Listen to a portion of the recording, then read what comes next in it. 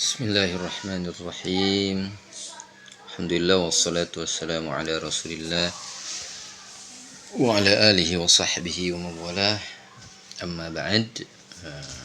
Anak-anak sekalian, pagi ini kita akan kembali mereview satu masalah penting dalam pembagian warisan, yaitu masalah rad.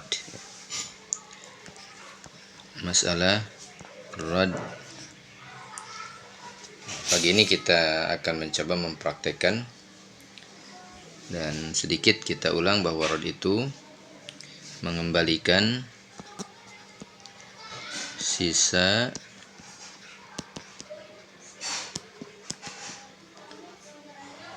asal masalah kepada ashab furud.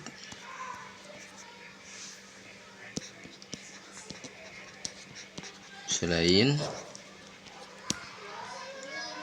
suami atau istri. Jadi suami atau istri ini tidak berhak mendapatkan rad alias sisa.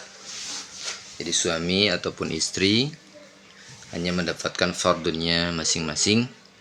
Jikapun ada sisa, hanya dikembalikan kepada selain mereka. Nah, dalam kasusnya kemungkinan rad itu ada dua kemungkinan.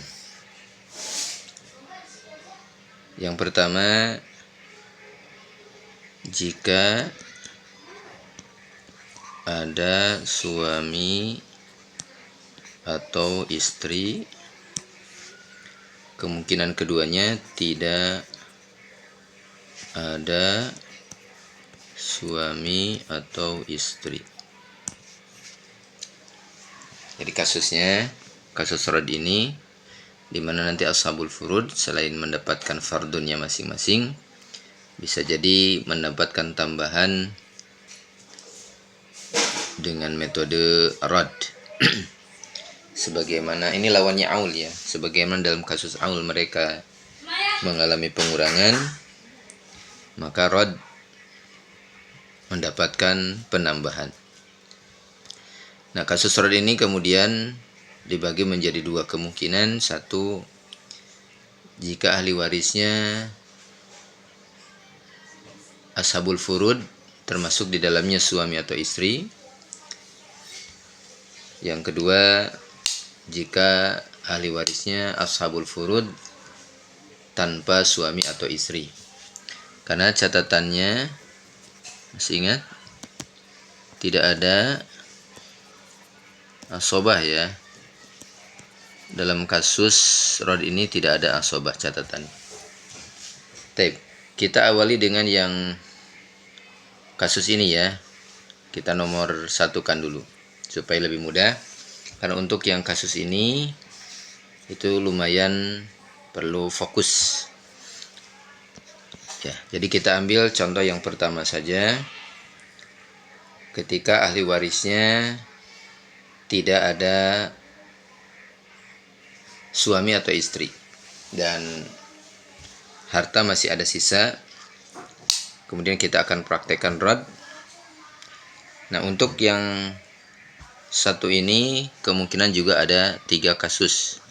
Kasus pertama atau A, jika ahli warisnya hanya satu orang.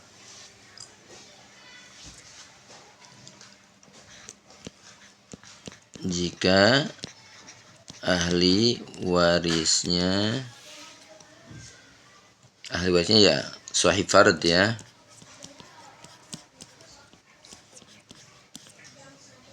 hanya satu orang.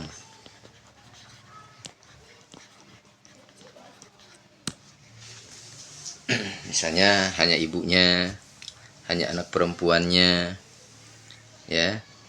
Maka langkahnya, jika kasusnya seperti begini, seluruh harta diberikan kepadanya secara fardun les rod. Jadi nanti si sahib fard ini bakal mendapatkan seluruh harta, tapi bukan atas nama asobah ya. Satu atas nama fardunnya, yang kedua atas nama rod. Jadi sisa pun diberikan kepada. Contoh kasus misalnya ketika mayit hanya meninggalkan seorang ibu. Fardun ibu kalau tidak ada anak maka dapat 1/3. Berapa asal masalah? Jika hanya angka 1/3 maka asal masalahnya 3.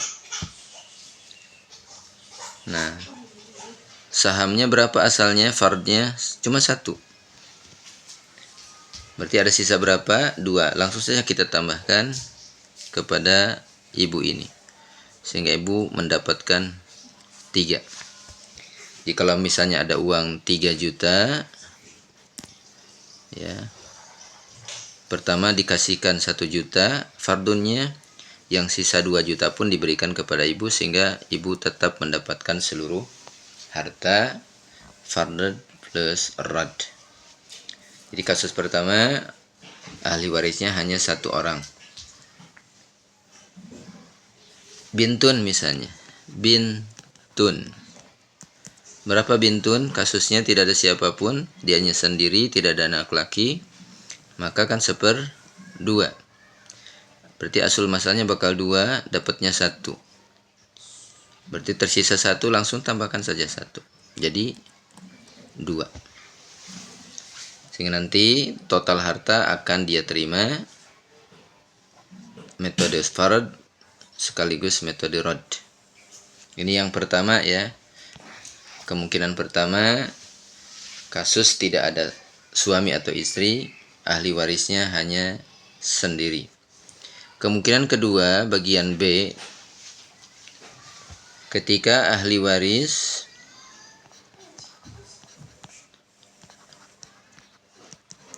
atau lebih tepatnya sahib rod ya, nantinya sahib rod yang akan dapatkan rod itu, kalau tadi kan hanya 1 orang, sekarang kemungkinan keduanya lebih dari 1 orang, tetapi dari 1 kelompok atau golongan.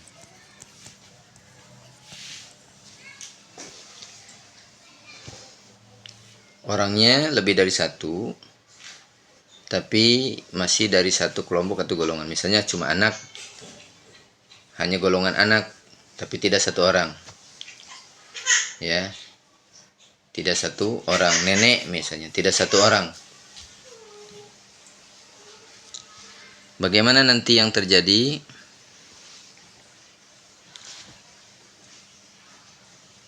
Asal masalah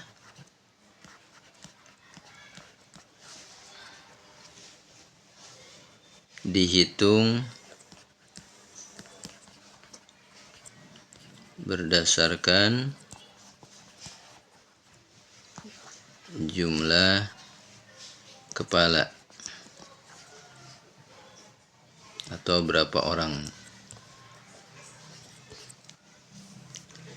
Ya, supaya lebih jelas, contoh misalnya ada seorang meninggalkan 2 anak perempuan.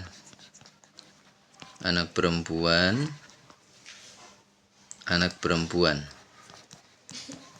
Nah, ini tidak 1 orang, 2 orang. Tapi masih dari 1 golongan, yaitu anak. Anaknya anak perempuan, bukan anak laki ya. Kalau anak laki kan asobah. Ini anaknya anak perempuan tapi 2 orang. Kalau tadi kan cuma 1 orang. Nah, hukum asal kalau anak perempuan ini lebih dari 1 dan tidak ada anak laki-laki, maka jatah mereka kan 2/3. Berarti asal mereka, asal masalahnya dari 3 tadinya. Nah, berapa 3 dikali atau dibagi 2/3, 3 dikali 2/3, 3 dibagi 3, 1 dikali 2, 2. Berarti saham mereka 2 ya. Sudah, saham mereka cuma 2. Nah, sekarang 3 dan 2 kan terjadi perselisihan, ada sisa. Ya, supaya nanti mudah membaginya, maka asal masalah ini kita rubah sesuai dengan jumlah anak. Maka kita rubah menjadi 2. Ya, kemudian 2 langsung dibagi 2 anak ini. Maka anak pertama 1, anak kedua pun 1. Sehingga jumlahnya menjadi 2. Kalau uangnya 5 juta tinggal dibagi 2. Kalau uangnya 6 juta tinggal dibagi 2 langsung ya. Jadi asal masalahnya, walaupun kalau kita lihat hitungan fardunya kan karena 2/3 asalnya, maka asal masalahnya 3. Sekarang langsung aja tadi disebutkan ya, asal masalah dihitung berdasarkan jumlah kepala. Sekarang kan 2 anak, maka langsung asal masalahnya dirubah menjadi 2, kemudian dibagi secara merata 1-1. Bisa difahami ya? Ini kemungkinan kedua. Kita ulang. Kemungkinan pertama, ahli warisnya sahib farad sekaligus nanti jadi sahib rod, itu hanya 1 orang. Ibu saja misalnya, bintun saja 1 orang misalnya, maka gimana? Ini seluruh harta diberikan kepadanya secara farad dan rod. Kemungkinan kedua, ahli waris. Ya, ahli waris tetap harus sahih farad ya. Bukan suami istri yang kemudian nanti akan disebut sahib rod, yang akan mendapatkan rod lebih dari 1 orang, tapi dari 1 golongan. Mudahnya kita contohkan 1 contoh saja, ketika ahli warisnya hanya anak perempuan, tapi tidak 1 orang. 2. Andaikan anak perempuannya 3 misalnya, maka langsung aja jumlah mereka dijadikan asal masalah. 3 dibagi 3, 1-1 masing-masing. Andaikan anak perempuannya 4, langsung aja asal masalahnya 4. Nanti dibagikan masing-masing secara merata. Ya, insya Allah mudah. Kemungkinan yang ketiga, jadi yang C sekarang, ketika ahli waris sahib rod yang akan mendapatkan rod, maksud sahib rod itu ya, itu lebih dari 1 orang dan dari golongan yang berbeda. Bisa dipahami kalimatnya? Jadi bukan hanya lebih dari 1 orang, tapi golongannya beda. Misalnya ibu ada, anak perempuan ada, berarti kan lebih dari 1 dan beda golongan. 1 ibu, 1 anak. Ya. Maka apa langkah yang dilakukan kalau kasusnya demikian, lebih dari 1 orang dan beda kelompok, beda golongan? Asal masalah menjadi jumlah siham mereka, atau bukan menjadi ya, asal masalah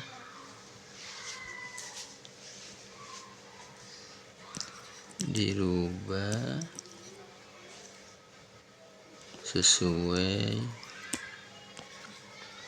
jumlah siham ahli waris yang ada.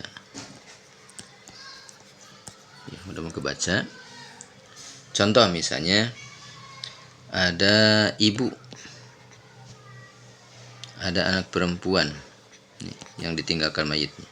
1 ibu, 1 anak perempuan. Berapa ibu? 1/6 karena ada anak perempuan. Berapa anak perempuan? 1/2. Asalnya aslul masalah kalau ada angka 6 dan 2 berarti 6. Ibu dapat 1, anak dapat 3. Jumlah berapa? 4 kan? Berarti kan masih ada selisih 2 angka. Berarti ada sisa nih. Kemana kan sisa yang 2 lagi? Di-rod, dikembalikan ke mereka. Nah, bagaimana caranya? Tinggal langsung saja. Ini dirubah, kita coret. Berarti aslul masalah menjadi 4. Ibu tetap dapat 1, anak perempuan tetap dapat 3. Sehingga jumlahnya 4 ya. Sehingga nanti harta warisan, ini harta misalnya, ada harta berapapun dibaginya 4, tidak lagi dibagi 6. Ya. Misalnya ada harta 4 juta, maka 4 jutanya bukan dibagi 6, tapi sekarang ada aslul masalah baru yang diambil dari jumlah siham. Sehingga dibaginya 4 bukan 6. Ya. Contoh lagi, misalnya anak perempuan 1, terus cucu perempuan dari anak laki ya, bintu ibnin dalam masyarakat. Anak perempuan dapatnya 1/2. Anak cucu perempuan dari anak laki 1/6 untuk menggenapkan 2/3 jatah maksimal perempuan ketika lebih dari 1. Hampir sama dengan di atas ya. Asalnya 6. Ini dapat 3, ini dapat 1, 4. Nah, sekarang kan jumlah siamnya 4. Tadi kaidahnya asal masalah dirubah sesuai jumlah siham ahli waris yang ada. Maka sekarang kita rubah menjadi 4. Ini tetap dapat 3, ini dapat 1, sehingga sama. Ya. Berapa harta yang ada dibagi ini dikalikan masing-masing ini. Sehingga masing-masing coba dilihat ya.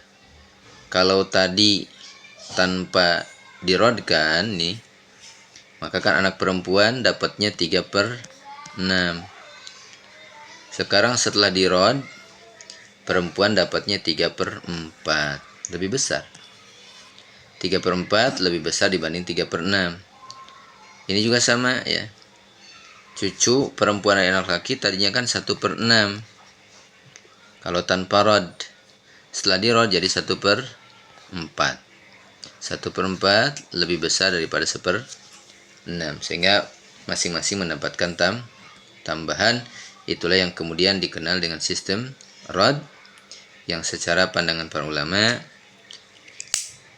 menurut madhab dari mukadimah kemarin, dalam madhab Hanafiyah dan Hanabilah itu langsung proses rod tanpa melihat baitul mal. Adapun Syafi'iyah dan Malikiyah melihat dulu kepada baitul mal. Jika baitul malnya teratur, tertib, dimanage dengan baik, maka ke baitul mal sisa tersebut.